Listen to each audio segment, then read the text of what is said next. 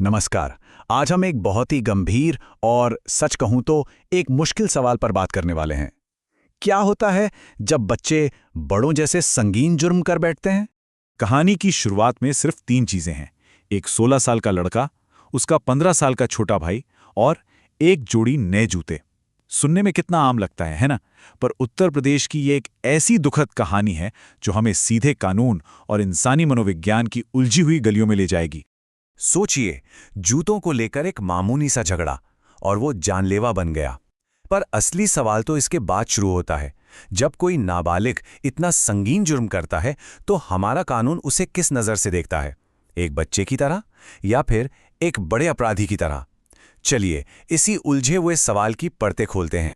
तो सबसे पहले बात करते हैं उस घटना की जिसने इस पूरी कानूनी और मनोवैज्ञानिक बहस को आप कह सकते हैं जन्म दिया। ये बात है महाराजगंज के चौमुखा गांव की। 16 साल का सूरज और 15 साल का लक्ष्मण, दोनों भाई। घर में ऑनलाइन जूते आते हैं और बस इस बात पर बहस छिड़ जाती है कि उन्हें पहले कौन पहनेगा।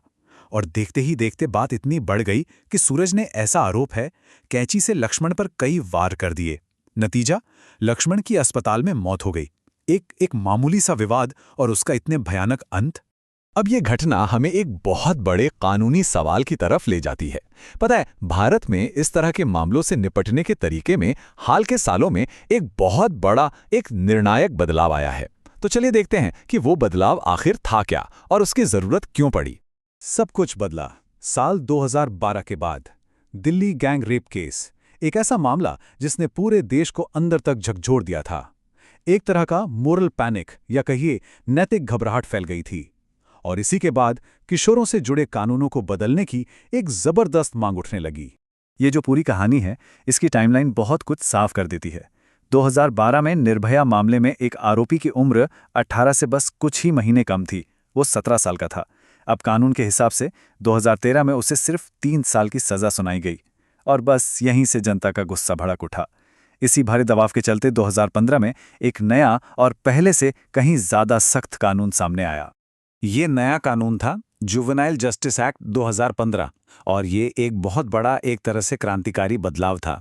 इसमें पहली बार ये कहा गया कि अगर 16 से 18 साल के बीच का कोई किशोर जघन्य अपराध करता है, मतलब कोई ऐसा संगीन जुर्म जिसमें कम से कम 7 साल की सजा हो, तो एक खास तरह की जांच के बाद उस पर बालिग यानी कि एक वयस्क की तरह मुकदमा चल सकता है।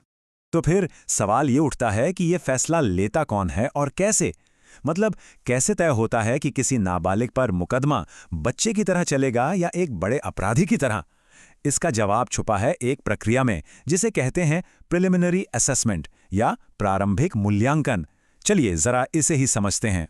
तो देखिए, कानून की धारा 15 कहती है कि जुवेनाइल जस्टिस बोर्ड, जिसे हम जेजेबी भी कहते हैं, ये मूल्यांकन करेगा। इसका मकसद सिर्फ ये पता लगाना है कि क्या उस बच्चे में, उस किशोर में जुर्म करने की दिमागी और जिस्मानी क्षमता थी। क्या वो ये समझ सकता था कि जो वो कर रहा है उसका अंजाम क्या होगा? एक बात साफ समझनी जरूरी है, ये कोई मुकदमा नहीं है, ये सिर्फ एक तरह की जांच है। तो जेजेबी अपना फैसला 4 मुख्य बातों को देखकर करता है। पहली, मेंटल कैपेसिटी, यानी क्या उसकी दिमागी हालत ऐसी थी कि वो ऐसा जुर्म कर सके। दूसरी, फिजिकल कैपेसिटी, क्या वो जिस्मानी तौर पर ऐसा करने में सक्षम था। तीसरी, और ये बहुत जरूरी है, अंडरस्टैंडिंग कॉन्सिक्वेंसेस, क्या उसे अपने किए के नतीजों का अंदाजा था। और चौथी, सर्कमस्टेंसेस, यानी किन हालातों में ये जुर्म हुआ। इन्हीं 4 सवालों के जवाब उस बच्चे का भविष्य तय करते हैं। अब ये समझना बड़ा दिलचस्प है कि असल में ये काम कैसे करता है। ये मूल्यांकन कितना सब्जेक्टिव, मतलब व्यक्तिगत सोच पर आधारित हो सकता है। यहाँ 2 असली मामले हैं। एक केस में एक लड़के ने पूरी प्लानिंग के साथ किसी को बहला फुसलाकर उसकी हत्या कर दी। बोर्ड ने कहा यह सोचा समझा काम है, लड़के को पता था वो क्या कर रहा है, तो उस पर एक वयस्क की तरह केस चला। अब दूसरा मामला देखिए, एक रिश्ते में बात बिगड़ गई और कोई अपराध हुआ। यहाँ बोर्ड ने पाया कि लड़के को कानूनी परिणामों की उतनी समझ नहीं थी, तो उस पर एक किशोर की तरह ही मुकदमा चला। देखा, एक ही कानून पर नतीजे कितने अलग। तो बोर्ड ये फैसला हवा में नहीं लेता, ये कोई अंदाजे का खेल नहीं है। बोर्ड के सामने कई तरह की रिपोर्ट्स रखी जाती हैं, जैसे कि सोशल इन्वेस्टिगेशन रिपोर्ट, जिसमें बच्चे के पूरे बैकग्राउंड की जानकारी होती है। उसका साइकोलॉजिकल इवैल्यूएशन होता है, गवाहों के बयान होते हैं। मतलब ये एक बहुत गहरी और कई पहलुओं वाली जांच होती है। मकसद बस एक होता है, उस बच्चे के दिमाग और उसके हालात को अच्छे से समझना। लेकिन सवाल यह है कि क्या ये सिस्टम सच में काम करता है? क्या ये सही है? क्योंकि जब से ये कानून लागू हुआ है, तब से ही इस पर बहुत तीखी बहस और आलोचना भी हो रही है। और जो लोग इसकी आलोचना करते हैं, उनका सबसे बड़ा सवाल यही है। कानून कहता है कि बोर्ड को ये पूरा मूल्यांकन सिर्फ 3 महीने में खत्म करना है। अब आप ही सोचिए, सिर्फ 3 महीने। क्या इतने कम वक्त में किसी किशोर के उलझे हुए मन को, उसकी पूरी साइकोलॉजी को समझना मुमकिन है? कहीं ये पूरी प्रक्रिया जल्दबाजी में लिया गया एक मनमाना फैसला तो नहीं बन जाती? और कुछ हाई प्रोफाइल मामलों ने इस बहस को और भी हवा दी है। देखिए, निर्भया मामले के बाद ही तो ये कानून बना। फिर 2017 में रायन स्कूल का मामला आया, जिसमें 16 साल के लड़के पर एक वयस्क की तरह मुकदमा चलाने का आदेश हुआ। और अभी हाल ही में पुणे पोर्श वाला हादसा, जिसमें पहले तो नरमी बरती गई और फिर जब उसे वयस्क की तरह ट्रीट करने की याचिका खारिज हुई तो पूरे देश में गुस्सा देखने को मिला। ये मामले दिखाते हैं कि ये कानून कितना विवादित है। और मजे की बात यह है कि ये सिर्फ बाहर के लोग नहीं कह रहे, सिस्टम के अंदर भी बड़ी समस्याएं हैं।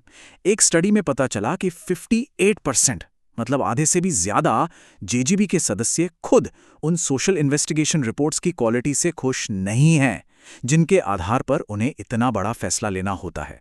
अब ये तो बहुत बड़ी और चिंता की बात है। तो कुल मिलाकर आलोचना के मुख्य बिंदु क्या हैं? पहला, कि ये प्रक्रिया मनमानी हो सकती है। दूसरा, ये इनोसेंट अंटिल प्रूवन गिल्टी यानी निर्दोषता के सिद्धांत के खिलाफ जा सकती है। तीसरा, कि बोर्ड में बैठे लोगों से लेकर रिपोर्ट बनाने वालों तक कई लोगों के पास जरूरी ट्रेनिंग ही नहीं है।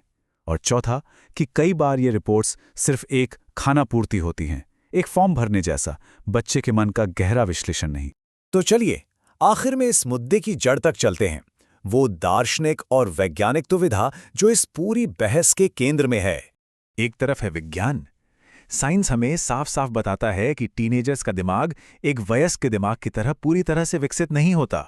वो ज्यादातर आवेग में यानी इम्पल्सिवली फैसले लेते हैं, दोस्तों के दबाव में आसानी से आ जाते हैं, उनका कैरेक्टर अभी बनी रहा होता है। तो इस लिहाज से देखें तो उनकी जवाबदेही एक वयस्क से कम होनी चाहिए। लेकिन फिर सिक्के का दूसरा पहलू भी है, वो है समाज की सोच।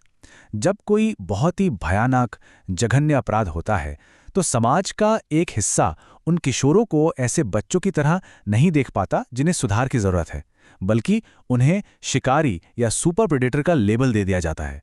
और यही सोच, यही गुस्सा फिर और ज्यादा सख्त कानूनों की मांग करता है। तो हम इस चर्चा को इसी एक सवाल पर आके छोड़ते हैं, एक परेशान बच्चा और एक वयस्क अपराधी। इन दोनों के बीच की वो बारीक सी लकीर आखिर कहाँ खींची जाए? और ये फैसला करने का हक किसका है? कानून का, विज्ञान का या समाज का? यकीनन इस पर सोचने के लिए बहुत कुछ है।